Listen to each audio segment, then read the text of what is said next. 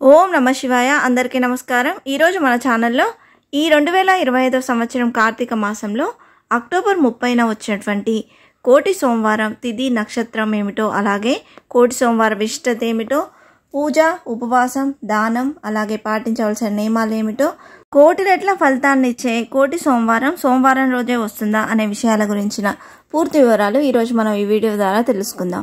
ఎక్కడా స్కిప్ చేయకుండా పూర్తి వీడియో చూస్తారని ఆశిస్తున్నాను. అంతకంటే ముందుగా ఇంతవరకు నా ఛానల్ని సబ్స్క్రైబ్ చేసుకుని వాళ్ళు ఉంటే సబ్స్క్రైబ్ బటన్ని ప్రెస్ చేసి పక్కనే ఉన్న బెల్ ఐకాన్ని ప్రెస్ చేసి ఆల్ అనే ఆప్షన్ ప్రెస్ చేశారంటే నేను పెట్టే ప్రతి వీడియో మీరు నోటిఫికేషన్ ద్వారా మొదటగా చూసేయవచ్చు.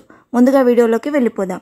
వ్యాస మహర్షి రచించిన స్కంద పురాణం ప్రకారం కార్తీక మాసంలో శ్రవణ నక్షత్రం వచ్చిన రోజును కోటి సోమవారంగా జరుపుకుంటాము. శివకేశవులకు అత్యంత ప్రీతికరమైన కార్తీక మాసంలో కోటి సోమవారం అంటే ఆధ్యాత్మిక పరంగా ఎంతో పవిత్రంగా భావిస్తారు. శివకేశవులకు ప్రీతికరమైన ఈ కోటి సోమవారం రోజున హరిహరాదులను పూజించాలని శాస్త్రం చెబుతుంది.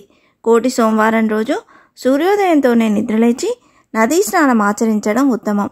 ఎందుకంటే పవిత్రమైన కార్తీక మాసంలో శ్రీ మహావిష్ణువు నదులు, చెరువులు, కాలువల్లో నివసిస్తాడని అంటారు. అందుకే కార్తీక మాసంలో నదీ స్నానానికి అంత ప్రాముఖ్యత ఉంది. కోటి సోమవారం రోజున ఆచరించే ఉపవాసం కోటి కార్తీక సోమవారాలు పాటించిన ఉపవాసాలతో సమానమని పురాణాలు చెబుతున్నాయి. అందుకే కోటి సోమవారం రోజు ఉదయం నుంచి సాయంత్రం వరకు ఉపవాసం ఉండి రాత్రి నక్షత్ర దర్శనం చేసుకున్న తర్వాత భోజనం చేసి ఉపవాసాన్ని విరమించాలి.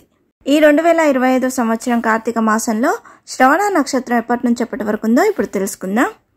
కార్తీక మాసంలో శ్రవణ నక్షత్రం అనేది అక్టోబర్ 29 బుధవారం పగలు 1:35 నుండి అక్టోబర్ 30 గురువారం పగలు 2:21 వరకు ఉందండి.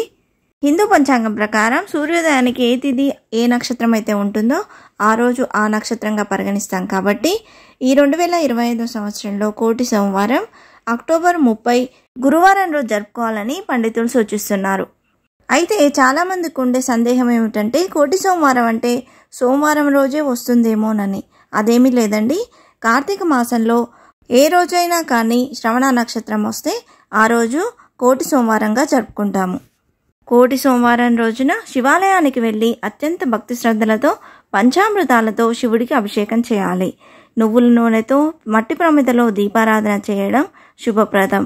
బిల్వపత్రాలతో తుమ్మి పూలతో పరమశివుణ్ణి పూజించాలి. కొబ్బరికాయ, అరటిపండ్లు వంటివి సమర్పించాలి. సాయంకాలం పూట యథావిధిగా స్నాన సంధ్యాదులు పూర్తి చేసుకొని శ్రీ మహావిష్ణువు ఆలయానికి వెళ్ళి ఆవు నెయ్యితో దీపారాధన చేసి తులసిమాలను శ్రీమన్నారాయణునికి సమర్పించాలి. భక్తి శ్రద్ధలతో శ్రీ విష్ణు సహస్రనామ పారాయణం చేయడం వల్ల సకల శుభాలు కలుగుతాయి.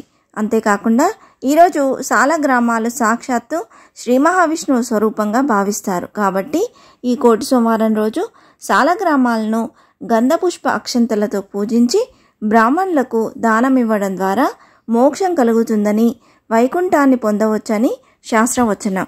ఇంతే ఫ్రెండ్స్, ఈ వీడియో మీకు నచ్చిందని ఆశిస్తున్నాను. ఇలాంటి ఇంట్రెస్టింగ్ వీడియోస్ కోసం please subscribe my channel and press the bell icon. అలాగే లైక్ చేయండి, షేర్ చేయండి. మీకు ఏమైనా సందేహం ఉంటే నా కమెంట్ బాక్స్లో పోస్ట్ చేయండి.